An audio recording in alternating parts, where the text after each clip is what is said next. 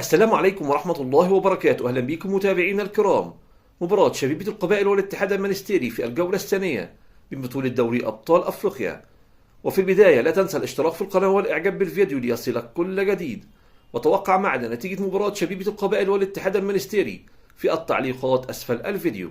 وصعد فريق شبيبة القبائل إلى الدور الثاني من دوري أبطال أفريقيا بعد الفوز على فريق جولد ستار في الدور الأول، بينما صعد فريق الاتحاد المنستيري بعد الفوز على فريق لايونز. يستضيف ملعب الطيب المهيري مباراة شبيبة القبائل والاتحاد المنستيري في ذهاب الدور الثاني من دوري أبطال أفريقيا. تنطلق المباراة اليوم الجمعة 17/10/2025 عند الساعة 3 بتوقيت تونس والجزائر والمغرب، 4 بتوقيت ليبيا والسودان، 5 بتوقيت مصر والسعودية والعراق وقطر، 6 بتوقيت الإمارات وسلطنة عمان.